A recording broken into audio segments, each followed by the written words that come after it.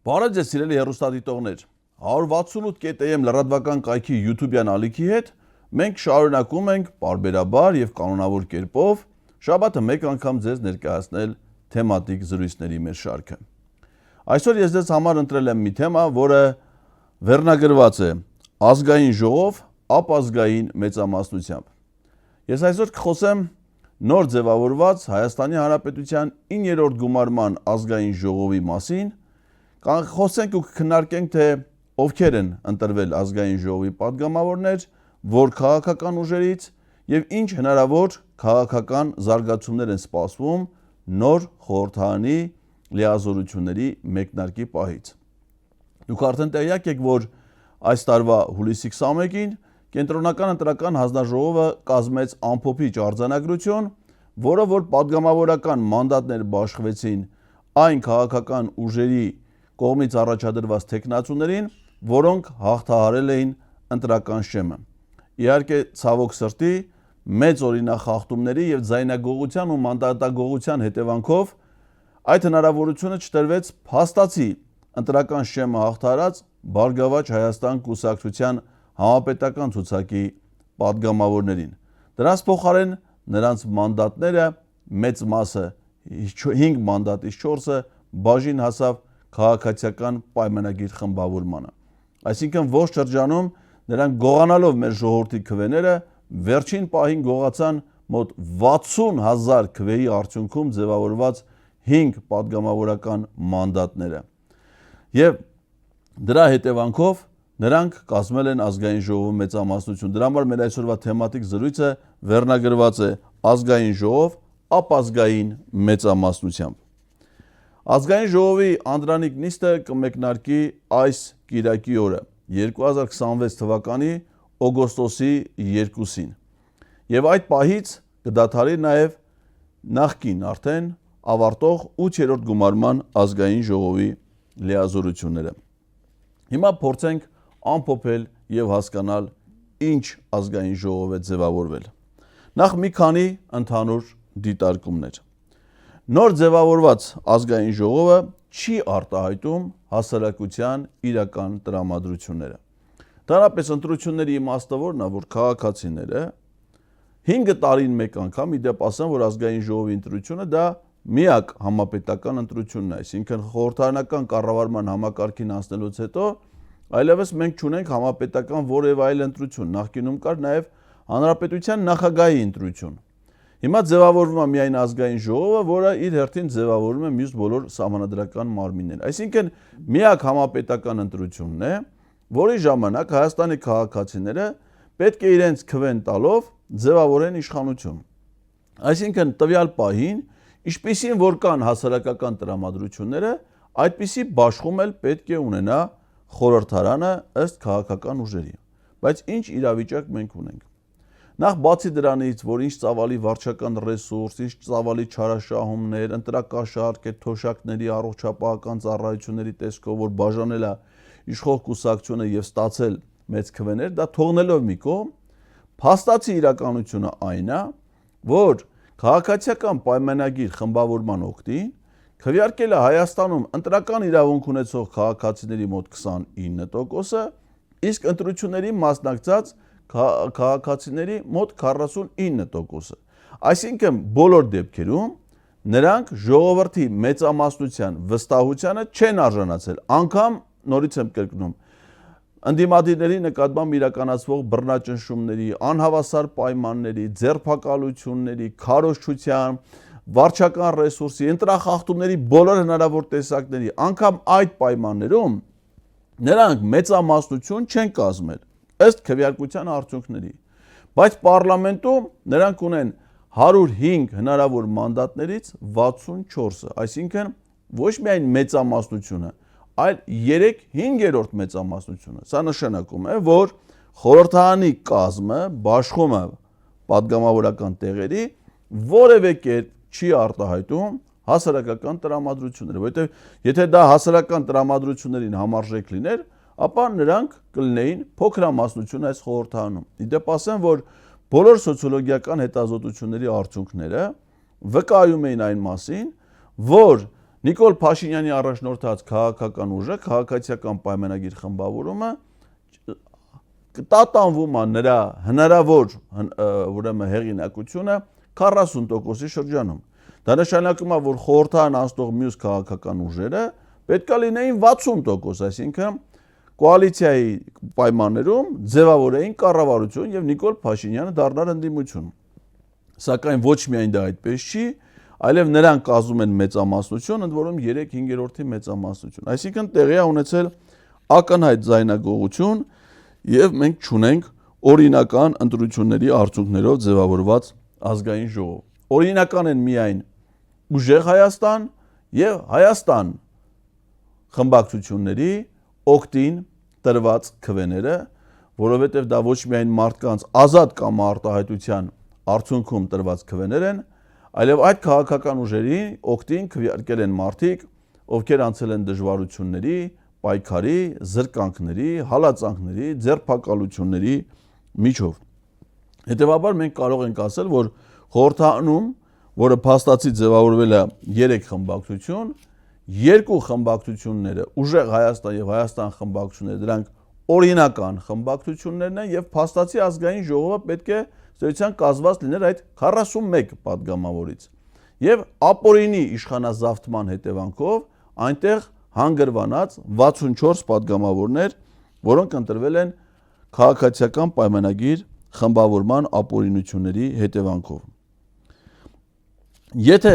լինեին արդար ընտրություններ մեր երկրում, ապա այդ պատկերը կստացվեր։ Հիմա իշխանությունները փորձում են ընտրախախտումների մեջ մեղադրել ընդդիմադիր քաղաքական ուժերին, ինչը որ զավեշտ է եւ նման բան երբևէ չի եղել եւ չի կարող լինել։ Պատմության ողջ ընթացքում, եթե ընտրախախտումներ այնուամենայնիվ տեղի են ունենում եւ ունեցել են հիմա եւ ունեցել են նախկինում,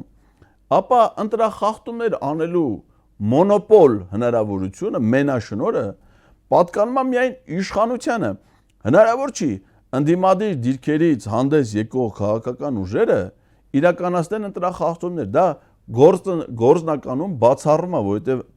իշխանական լծակներ չունեցող ուժերը, քաղաքական գործիչները, կուսակցությունները չունեն նաև մեխանիզմներ, հնարավորություններ որևէ տիպի ընտրախախտում անելու համար։ Ընտրական հանձնաժողովները վերահսկվում են իշխանությունների կողմից, իրավապահ մարմինները վերահսկվում են իշխանությունների կողմից, հետևաբար իրավապահ մարմինները կարող են հանիրավի վարույթներ նախաձեռնել ընդդիմադիրների նկատմամբ, բռնաճնշումների ենթարկելով նրանց, ինչպես որ արել են, հատկապես Ուժեղ Հայաստան դաշինքի պարագայում, եւ արտոնյալ ռեժիմ սահմանեն, աչք փակեն բոլոր տիպի ընտրախախտումների ենթադրյալ հանցագործությունների վրա, որոնք իրականացնում են իշխանությունների ներկայացուցիչները։ Այս նախընտրական շրջանում դուք լսել եք բազմաթիվ, այսպես կոչված հրապարակված ձայնագրություններ Ուժեղ Հայաստանի, Հայաստան դաշինքի, Բարգավաճ Հայաստան կուսակցության համակիրների մասնակցությամբ շինծու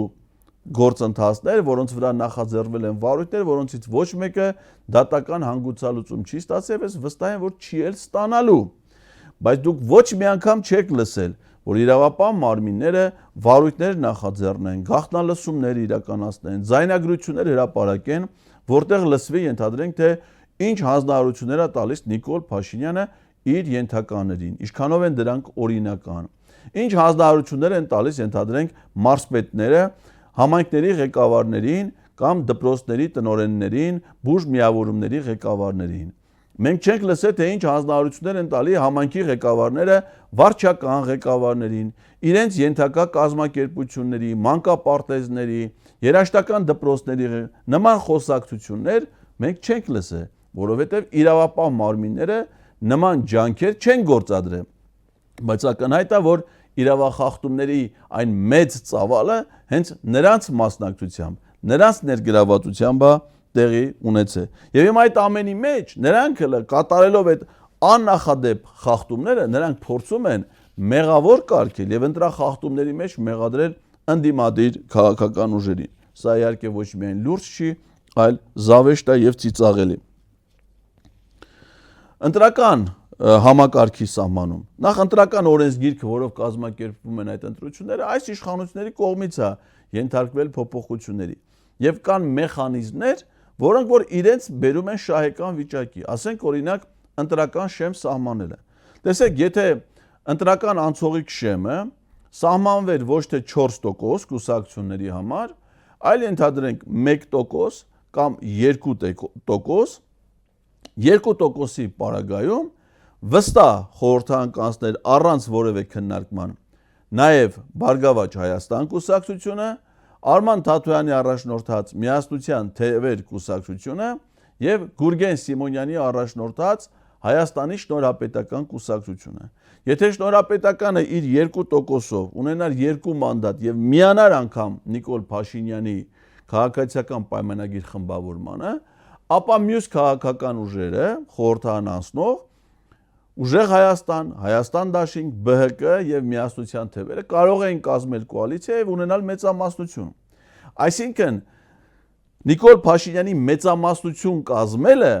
եղել է ոչ թե մարդկանց քվեարկության արդյունքների, այլ ընտրական օրենսգրքով սահմանված մեխանիզմների, մեխանայությունների հետևանքով։ Իսկ այդ մեխանիզմները սահմանել են իրենք, որովհետեւ 8-րդ գումարման ազգային ժողովում իրենք ունեին սահմանադրական մեծամասնություն եւ այդ մեծամասնությամբ են որոշել ընդունել այն ընտրական օրենսգիրքը, որով կազմակերպվել է այս ընտրությունը։ Ասացիք, որ նրանք փաստացի 50% չեն հավաքել եւ նաեւ գողացել են ի վերջո ԲՀԿ-ի հասանելիք 60000 քվեների արդյունքում ձևավորված 5 մանդատները։ Հիմա գանք ըստ քաղաքական ուժերի, որոնք անցել են խորհրդարան։ Այս ապօրինի եւ ապազգային մեծամասնությունը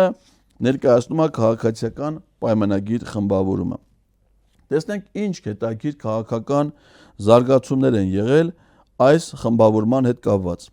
Փաստացի ուսումնասիրությունները հետաքրքիր ուրեմն իրականություն են մեզ ցույց տալի։ Ուրեմն նախ այս ընտրություններից առաջ ձևավորման շրջանում եւ որոշ դեպքերում նաեւ ընտրություններից հետո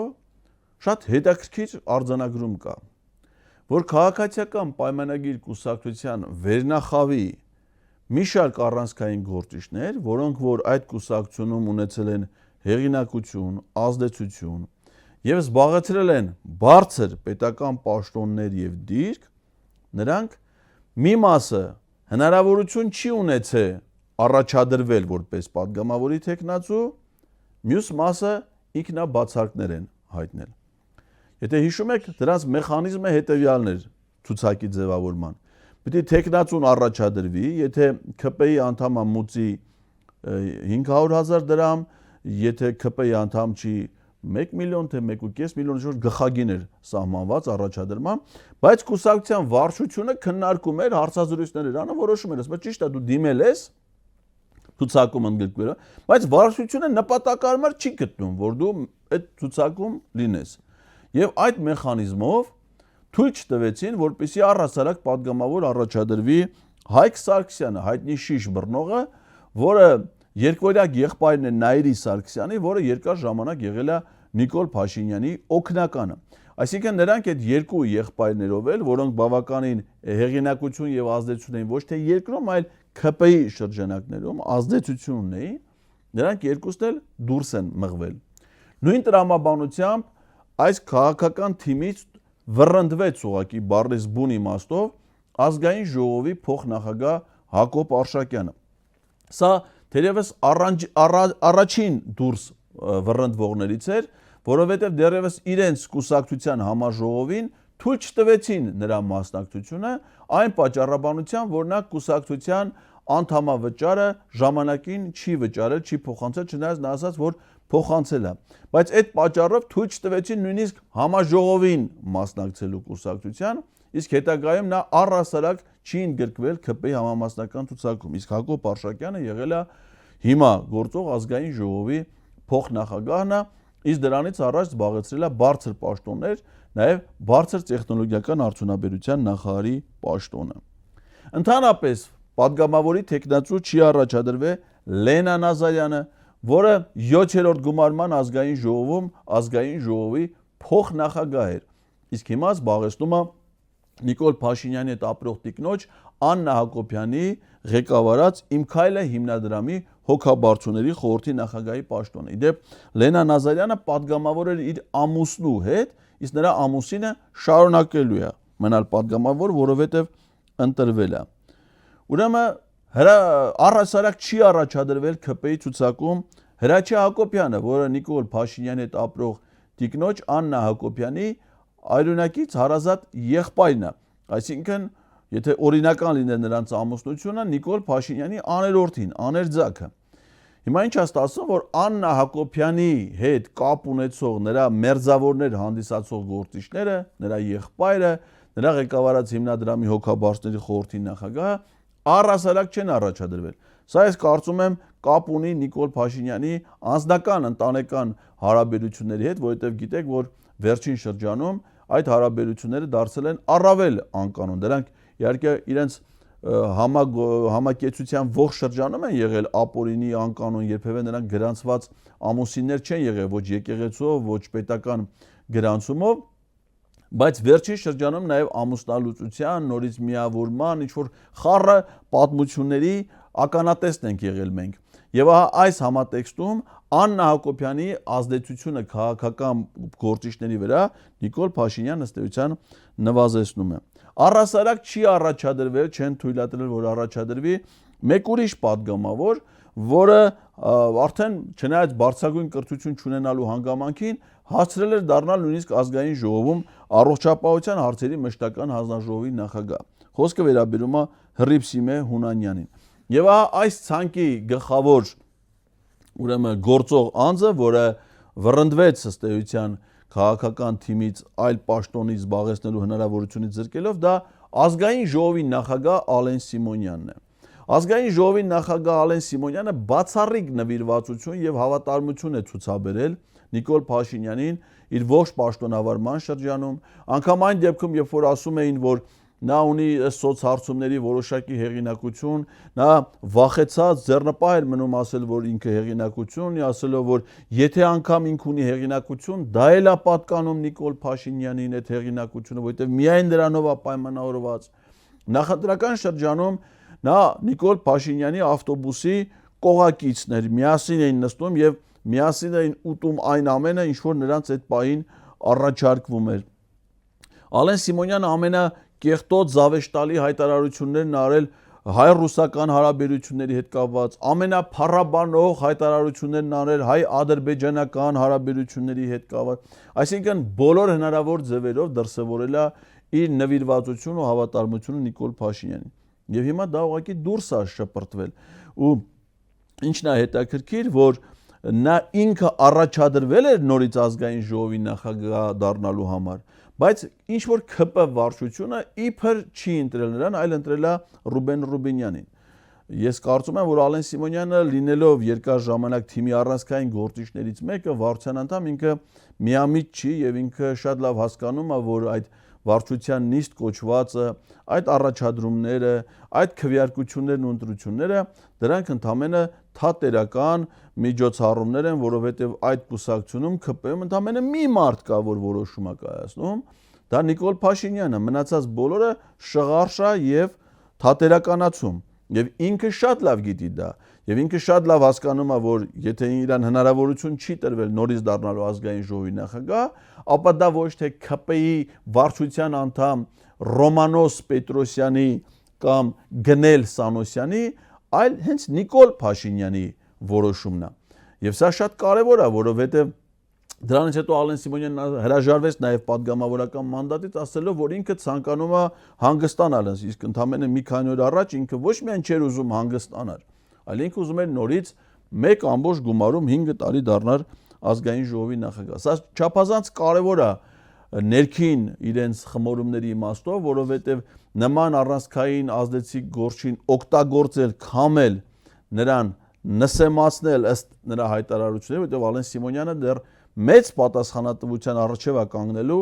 իր մինչև հիմիկվա կատարած հայտարարությունների եւ գործողությունների համար եւ ոչ մեկ նրան չի ազատելու այդ պատասխանատվությունը։ Եվ նա գնացել է այդ բազմաթիվ հանցավոր քայլերին ի հավատարմություն Նիկոլ Փաշինյանի եւ հիմա շատ նա հանգիստ, առանց աչք թարթելու նրան դուրս է շպրտում, այսինքն նայեք, ՔՊ-ի նոր ցուցակում չկան ազգային ժողովի նախագահ, ազգային ժողովի նախագահի տեղակալների պաշտոններ զբաղեցրած մարդ, ազգային ժողովում հանձնաժողովի նախագահի պաշտոն զբաղեցրած անձ եւ մի շարք падգամավորներ։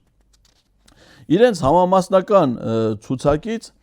մեծ թվով ինքնաբացարկ հայտնած գործիչներ են եղել։ Մի պահ շատերը քննարկման առարկա են դարձրել ուժեղ Հայաստան դաշինքից բացարկի դիմումները, որը հիմնականում վերաբերում էր 90-ից հետո համարներին, այսինքն այն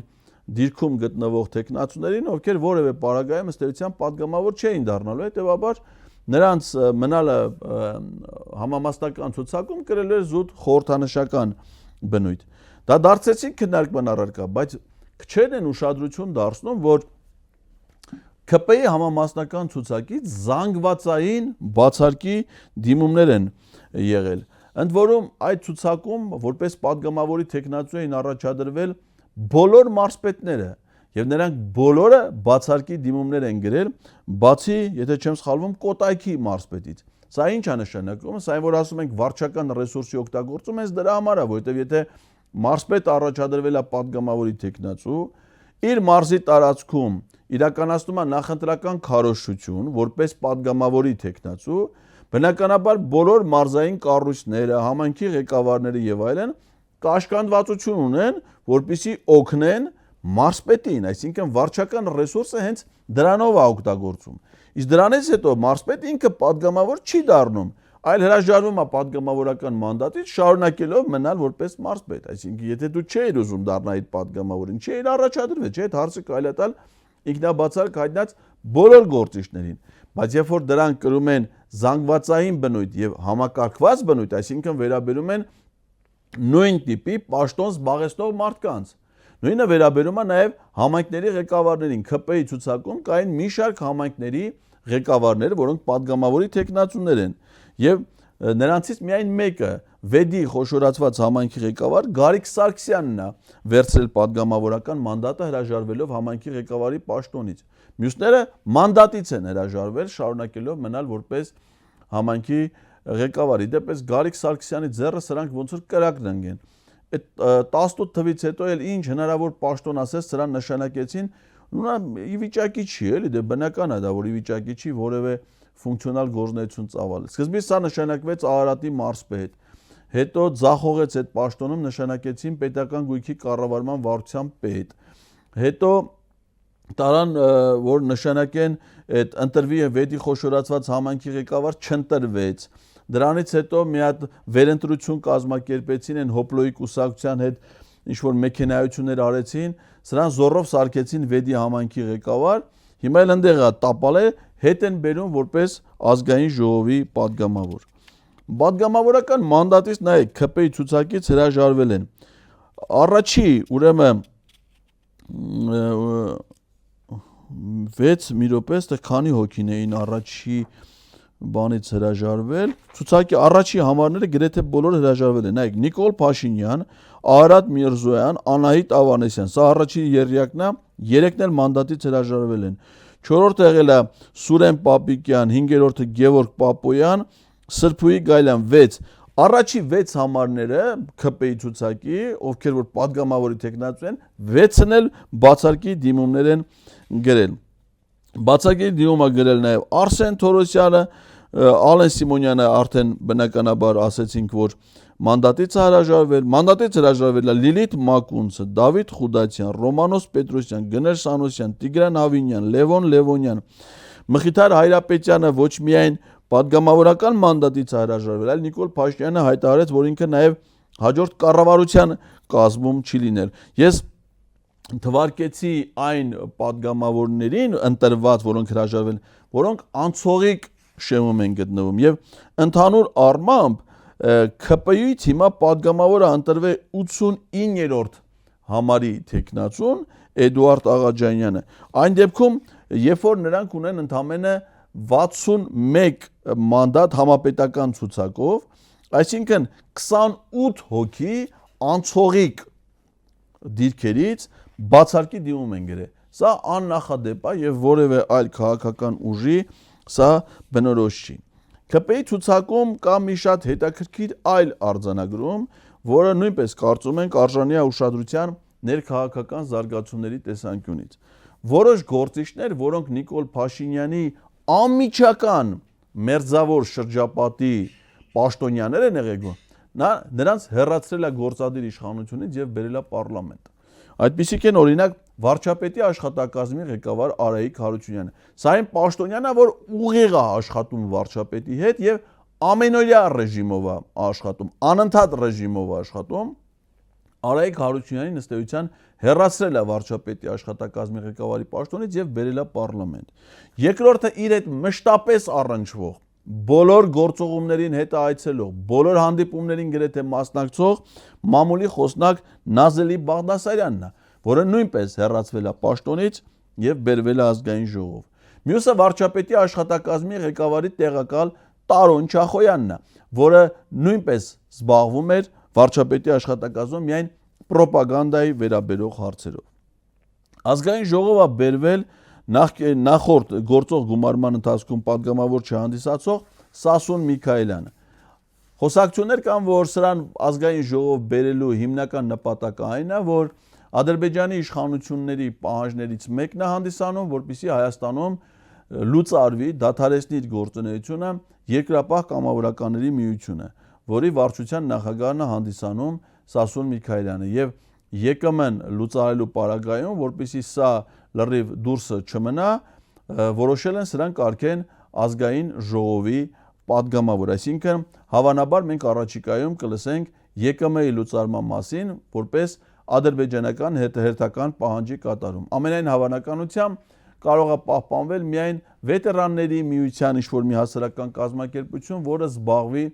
միայն սոցիալական խնդիրներով։ Իսկ ԵԿՄ-ն, գիտեք, դա մի յուրահատուկ հասարակական կազմակերպություն էր, որի անդամ հանդիսանում էին Արցախյան տարբեր պատերազմների մասնակցած կամավորականները, որոնք ոչ միայն պատերազմի նախկին մասնակիցներ են, այլև երկրի համար դժվարին պայմաններում, ինչպիսին կլներ ապրիլյան քառօրյա պատերազմը, 44-օրյա պատերազմը կամ այլ դեպքերում ԵԿՄ-ն կամավորական ջոկատներ էր կազմավորում, որոնք մասնակցում են հայրենիքի պաշտպանության գործին։ Հիմա բնականաբար այդ ջոկատները պետք է լուծարվեն եւ ԵԿՄ-ի այդ ֆունկցիան, իսկ ԵԿՄ-ի մեկ այլ ֆունկցիան նաեւ պատանի երկրապահների ակումբներ, դպրոցներում ռազմահայրենասիրական դասիրակությունը, երիտասարդության շրջանում այդ ամեն ինչը պետք է վերացվի։ Սասուն Միքայելյանին ազգային ժողով բերելու նպատակը ԵԿՄ-ն լուծարելու ադրբեջանական պահանջի կատարման համատեքստում է։ Ուրեմն այս ազգային ժողովում շատ քիչ թվով մարդիկ կան, որոնք որ նոր գործիչներ են, ՔՊ-ի ցուցակում մեծ մասը դա իրենց գործող падգամավորներն են կամ գործադիր իշխանությունից եկած ներկայացուցիչները։ Եվ դեռ ազգային ժողովը չձևավորված, նույնիսկ այն դեպքում, երբ որ հունիսի 26-ին պետքա մեկնարկեր ՍԴ-ի նիստը, որը բողոքարկում էին ընտրությունների արդյունքները աննախադեպ թվով քաղաքական ուժեր, 7 քաղաքական ուժեր, հունիսի 25-ին դրանից մեկ օր առաջ ՔՊ-ն հրավիրեց վարչության նիստ եւ արդեն սկսել են պաշտոնների բաշխում ազգային ժողովում, այսինքն դեռ չսպասելով ՍԴ-ի որոշման, այսինքն վստահ լինելով որ ՍԴ-ն թողնելու է ԿԸ-ի որոշումը անփոփոխ, որոշել են որ ազգային ժողովի նախագահ պետք է դառնա Ռուբեն Ռուբինյանը, ազգային ժողովի նախագահի տեղակալներ պետք է լինեն Վահագ Ալեքսանյանը եւ Հայկ Կոնջորյանը, որ Նիկոլ Փաշինյանի թերթի հաշվապահ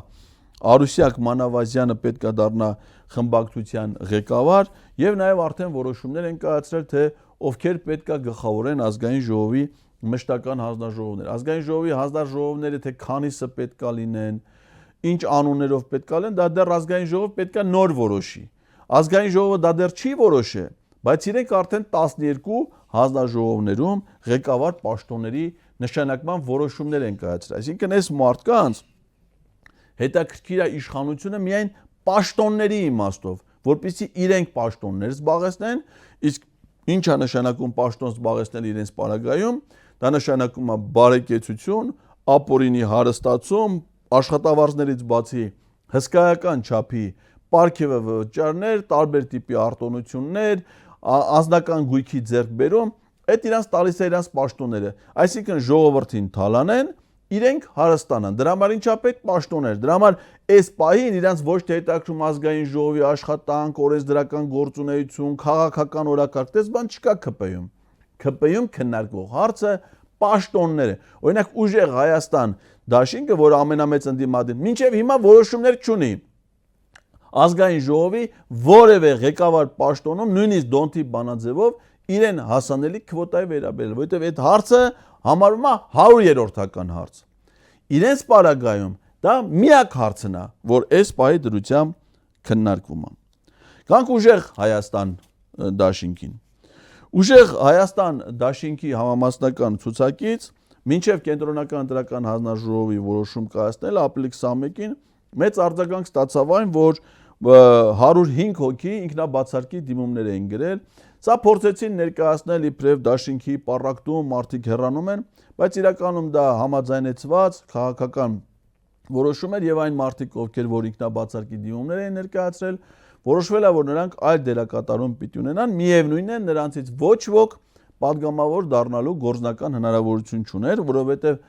բոլոր ինքնաբացարկ հայտնած տեխնացուները նրանք զբաղեցնում էին 90-րդ հորիզոնականից դեպի այլ հորիզոնական, այսինքն մինչև 200 հորիզոնականը զբաղեցնող գործիչներն, այսինքն այսպես թե այնպես գործնականում նրանք քիչ հավանական է, որ երբևէ կարող էին նույնիսկ ամբողջ 5 տարվա ընթացքում պատգամավորական մանդատ ունենալ։ Եվ այդ է եղել պատճառը ինքնաբացարկի։ Իսկ անցողիկ, այսինքն 29 տեղերի համար նախատեսված տեղերից բացարկի դիմումներ էին ներկայացրել 4 գործիչներ, տեխնացուներ, Գոհար Մելոյանը, մեր ցուցակի առաջին կին տեխնացուն, Ավետիս Առաքելյանը, որ ինքնաբացարկի որոշումը պայմանավորված է Գյումրի քաղաքում քաղաքական գործընթացների հանգամանքով, գիտեք, որ Ավետիս Առաքելյանը ներկայում Գյումրի համայնքի ղեկավարի ժամանակավոր պաշտոնակատարն է եւ Գյումրի համայնքի ղեկավար Վարդան Ղուկասյանի դեռևս անազատության մեջ գտնվելու պարագայում նրա բանտային կալանքը փոխարինվեց տնային կալանքի, այսինքն տնային կալանքը նշանակում է, որ նա չի կարող գնալ աշխատանքի եւ կատարել համայնքի ղեկավարի իր պարտականությունները։ Եվ այդ պարագայում, եթե Ավետիս Առաքելյանը, որ ավականու անդամ համայնքի ղեկավարի տեղակալն է, վայր դնի իր ավականու անդամի մանդատը, դա նշանակում է, որ նա պետք է հրաժարվի նաև քաղաքապետի պաշտոնակատարի պարտականություններից։ Իսկ Գյումրի նման այս վիճակի ծանր պայմաններում, երբ որ ԿՊ-ն նպատակ է դրել տապալել ընտրված ավականին եւ գնալ արտահերթ ընտրությունների,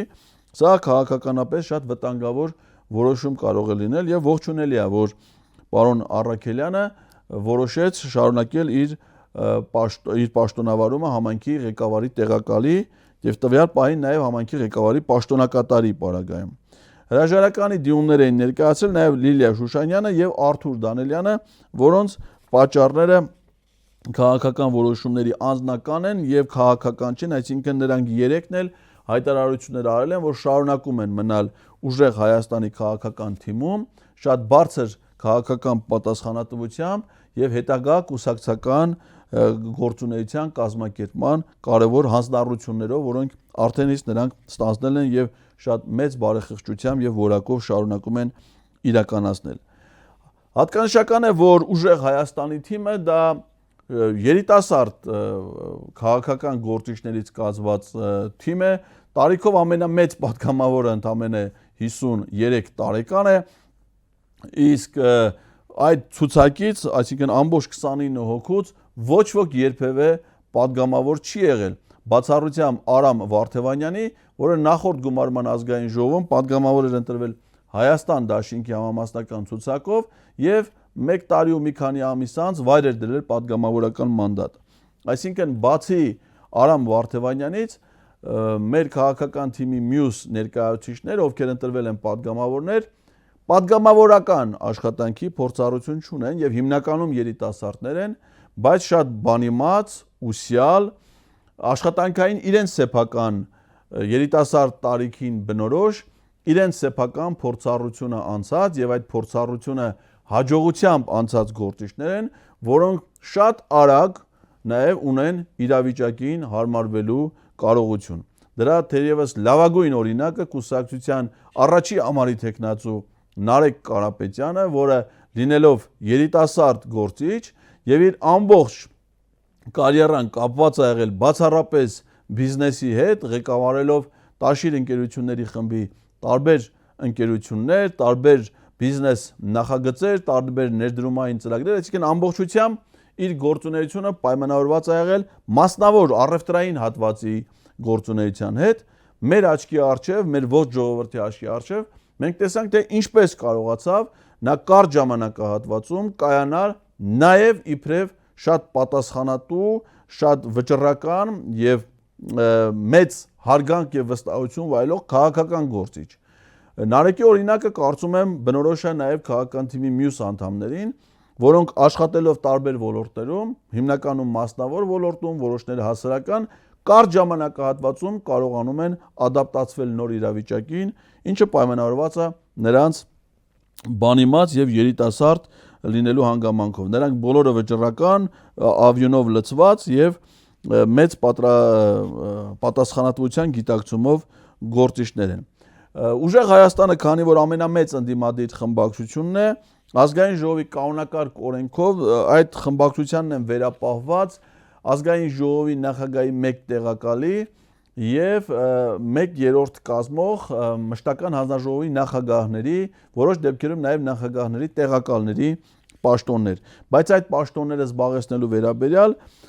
խմբակցությունը դեռևս որոշումներ չի կայացրել եւ այդ որոշումը կայացնելը նաեւ ունի իր ժամկետը, դա մինչեւ օգոստոսի 2-ն է, որից հետո պարզ կլինի, թե ուժեղ Հայաստանը ներգրաված լինելու է ազգային ժողովի ղեկավար մարմիններում իր հասանելիք պաշտոններում, թե ոչ։ Մյուս խմբակցությունը ազգային ժողովում, որը ձևավորվել է, դա Հայաստան խմբակցությունն է։ Հայաստան խմբակցությունը առաջնորդում էր երկրորդ նախագահ եւ Արցախի առաջին նախագահ Ռոբերտ Քոչարյանը։ Պարոն Քոչարյանը հայտարարել էր նախընտրական շրջանում, որ ինքը եթե Հայաստան խմբակցություն դաշինքը մեծամասնություն չունենա եւ ինքը չկարողանա դառնալ վարչապետ, ապա կհրաժարվի падգամավորական մանդատից, այսինքն նա ազնվորեն նախընտրական շրջանում հայտարարել էր ընտրվելու պարագայում մանդատից հրաժարվելու իր որոշման մասին եւ Հայաստան դաշինքի այդ 12 падգամավորական տեղերից, որը նրանց բաժին է հասել, ըստ էության նախագահ Քոչարյանը միակն է, որը հրաժարվել է падգամավորական մանդատից։ Ցուցակի համամասնական ցուցակի մյուս բոլոր տեխնացուները վերցրել են падգամավորական մանդատները եւ ընտրվել են падգամավորներ։ Նրանց մեծամասնությունը ազգային ժողովի գործող 8-րդ գումարման падգամավորներ են։ Ընդամենը 2 նոր երիտասարդ գործիչներ են, որ հայտնվել են Հայաստան դաշինքի խմբակցության կազմում, Սևակ Խաչատրյանը եւ Մեսրոպ Մանուկյանը։ Սևակ Խաչատրյանը ղեկավարում է այն կուսակցությունը, որը դաշնակցության հետ կոալիցիա են կազմել նախընտրական շրջանում, իսկ Մեսրոպ Մանուկյանը ճանաչված գործիչ է, որպես հասարակական գործիչ, հատկապես վերջին շրջանում Երևանի համայնքի ավականու անդամ ընտրվել էր Մայր Հայաստան դաշինքի համապետ ավականու ցուցակով եւ շատ ակտիվ գործունեություն էր ծավալում իբրև ավականու անդամ։ Այսինքն Հայաստան դաշինքի կարող ենք ասել падգամավորները նրանք փորձառու հիմնականում գործիչներ են, որոնք նախկինում զբաղեցրել են պետական բարձր պաշտոններ, իսկ մեծամասնություն, այսինքն 12-ից 10-ը նաև ազգային ժողովի հիմիկվա падգամավորներ են անել, այսինքն ունեն նաև փորձառություն խորհրդարանական գործունեության մեջ։ Իդեպ վերջերս Հայաստան խմբակցությունը արդեն հայտարարեց, որ խմբակցության նիստ են արել եւ ընտրել են խմբակցության ղեկավար եւ քարտուղար, խմբակցությունը կղեկավարի ճանաչված գործիչ, կուսակցության դաշինքի առաջին կին տեխնացու Աննա Գրիգորյանը, իսկ խմբակցության քարտուղարը կլինի Հայ-Աղափողական դաշնակցության ներկայացուցիչ ազգային ժողովի падգամավոր Արթուր Խաչատրյանը։ Եթե մենք փորձենք համեմատություն իրականացնել այս եւ արդեն նախորդ կարող ենք ասել ազգային ժողովների միջև, եթե համեմատական վերլուծություն անենք, ապա տարբերությունները հետեւյալն են։ Նախորդ խորհրդարանը ուներ 107 падգամավոր, 9-րդ գումարման ազգային ժողով ունի 2 падգամավորով պակաս, 105 падգամավոր։ Եթե նախկինում 21 թվականի ընտրություններում նվազագույն շեմը հաղթահարել էին ընդամենը երկու քաղաքական ուժեր, այսինքն ՔՊ-ն եւ Հայաստան Դաշինքը, ապա այս գումարման ազգային ժողովում փաստացի Շեմը հաղթարել են 4 քաղաքական ուժեր, բայց քանի որ ԲՀԿ-ին ապօրինաբար զրկեցին իրենց բաժին, իրենց հասանելիք մանդատները ստանալու հնարավորությունից, ապա Շեմը հաղթահարած է ճանաչվել 3 քաղաքական ուժ։ Հիշեցնեմ, որ 21 թվին պատիվ ունեմ խմբակցությունը, Շեմը չէր հաղթահարել եւ քանի որ ընտրական օրենսգիրքը պահանջ ունի, որ առնվազն 3 քաղաքական ուժ պետք է լինի խորհրդանում, պատիվ ունեմը խորհրդաներ անցել իրավունքի ուժով։ Նախորդ գումարման ազգային ժողովում ՔՊ-ի խմբակցությունը կազմված էր 71 падգամավորից։ Հիմա այդ թիվը իջել է, այսինքն նրանք ի վերջո ստացել են ավելի քիչ մանդատներ, քան նախորդ գումարման ազգային ժողովում։ Այս պահին նրանք ունեն 64 падգամավորական տեղեր։ Դրա փոխարեն ընդդիմության տեղերն ավելացել խորհրդանում, այսինքն 35 նախկին խորհրդանում ընդդիմադիր падգամավորների տեղերի փոխարեն հիմա կա 41 ընդդիմադիր падգամավոր, այսինքն իջել է նաև նվազել է ՔՊ-ի եւ ընդդիմության ձայների հարաբերակցության տարբերությունը, այսինքն եթե օրինակ ազգային ժողովը նախաձեռնի վարչապետին անվստահություն հայտնելու գործընթաց, եթե դա լիներ նախորդ գումարման ազգային ժողովում, ապա պետք է լինելու որ ՔՊ-ից 18 падգամավոր միանա, հիմա ավելի քիչ թվով падգամավորներ 12-ի միանալու պարագայում խնդիրը կարող է լուծվել։ Այս խորհրդանում ՔՊ-ն ըստ էության չունի եւ շարունակում է չունենալ սահմանադրական մեծամասնություն, ինչը ուներ նախորդ գումարման, այսինքն 71 падգամավորով նրանք ունեին 2/3 եւ ցանկացած որոշում կարող են կայացնել։ Հիմա անկախ ամեն ինչից, անգամ ԲՀԿ-ին զրկելուց հետո նրանք 2/3 չունեն սահմանադրական մեծամասնություն, բայց ունեն մեծամասնություն, 3/5 մեծամասնություն, ինչը իրենց իրավունք է տալիս այլ որոշումներ, օրինակ սահմանադրական մեծամասնության համար պետք է որ լինեին 70 падգամավորներ, սրանք 64 են։ Իսկ ինչ է տալիս սահմանադրական մեծամասնությունը, դա փոփոխություններ ազգային ժողովի կողմից սահմանադրության տեքստում այն հոդվածներում, որ ազգային ժողովը կարող անել, կամ սահմանադրական հանրաքվե նախաձեռնելու մասին որոշում անկայացում, այսինքն դրա համար պետք է 2/3։ Հիմա մենք վստահ կարող ենք ասել, որ ՔՊ-ն չի կարող այլևս սահմանադրության մեջ փոփոխություններ կատարել միայն մեկ խմբակցությամբ եւ նախաձեռնել սահմանադրական հանրաքվե։ Երրորդ առանձնահատկությունը դա հանրապետության նախագահի ընտրությունն է։ Հանրապետության նախագահի ընտրության համար անհրաժեշտ է 3/4 падգամավորների, դա կազմում է 79 падգամավոր, այսինքն առանց ընդդիմադիր խմբակցությունների ջանքերի հանրապետության նախագահին անվստահություն հայտնելու կամ նրա հրաժարականի դեպքում